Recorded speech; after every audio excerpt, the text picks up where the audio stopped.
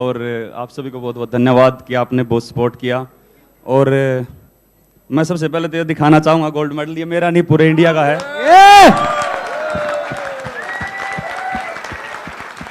और मैं उस दिन से ही अपनी जेब में लेके घूम रहा हूँ मेडल को।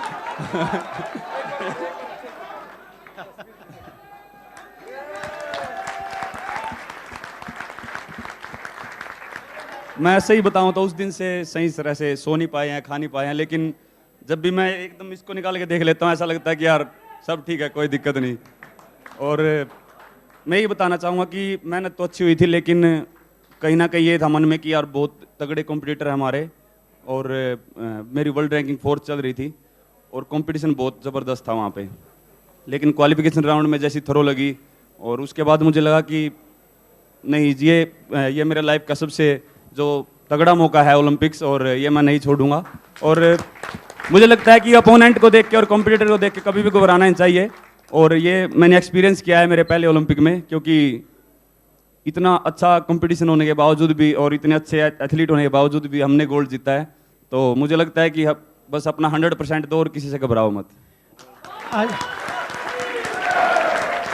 एक चीज बताएं, वो जो आपने दूसरा थ्रो फेंका है और उसके बाद जो सेलिब्रेशन करी है, पता था आपको ये बेस्ट गया है थ्रो? बिल्कुल जी, वो जो शरीर का एफर्ट लगता है तो पता लग जाता है कि हाँ ये थ्रो कुछ अलग है। और मुझे लगा था कि ये मेरा पर्सनल बेस्ट थ्रो है, लेकिन वो थोड़ा उससे कम था। और बस वो फील हो जाता है। और फिर उसके बाद जो अगले दिन सुबह फील हुआ कमर में, शोल्डर में, एल्बो में, तो वो पर वही है कि अपने पास मेडल है तो ऐसा लगता है कि कोई बात नहीं, अब चाहे इंजरी हो जाती तो उसको भी देख लेते। अच्छा, आखिरी में आपके जो लंबे बाल थे, that main was very famous. यहाँ आते आते मेरे को 2-3 शैम्पू वालों के फ़ोन आ गए हैं, जेल वालों के फ़ोन आ गए हैं कि नीरज के वो लंबे होंगे। Everyone wants you as a brand ambassador. जी, मुझे लगता है कि मैं शुरू से ही 9-10 साल से लंबे बाल रख रहा था और अभी वो तंग करने लगे थे। मैं 2-3 कंपटीशन खेल रहा हूँ, उसमें वो पसीना आ रहा था, आंखों पे गिर रहे थे। और मैंने वो सिर पे वो क्या पट्टा ही बांध के देख लिया, टोपी भी डाल के देख ली, वो सब गिर जाता था लाइन से आगे। तो मैंने सोचा कि यार ओलंपिक है, ऐसा कोई स्टाइल बाद में हो जाएगा, गेम पहले है। नीरज, मैं क्या बोलूँ, you have made a hearts really grow fonder. You have made our chest swell with pride. और I think you are made for TV. जो आप है ना, अब मुझे नहीं लगता कि कोई टीवी वाला आपको छोड़ने वाला है. You're going to be inundated with phone calls. But thank you once again for a fantastic performance. The way he एक सवाल मेरा भी है, क्योंकि बहुत सारे खिलाड़ी हमारे ग्रामीण क्षेत्रों से आते हैं, बहुत दूर दूर से चल के अपने खेल के क्षेत्र तक भी जाना पड़ता है। तो आप में से कोई भी इसका उत्तर दे सकता है, क्या क्या मुश्किलें आई और कैसे यहाँ तक पहुँचने का सफ़र पूरा हुआ? जी बिल्कुल, मुझे लगता है कि ये प्रॉब्लम सभी जितने भी खिलाड़ी यहाँ पे बैठे हैं लगभग सभी मिडिल क्लास फैमिली से हैं और सभी को ये प्रॉब्लम आती है।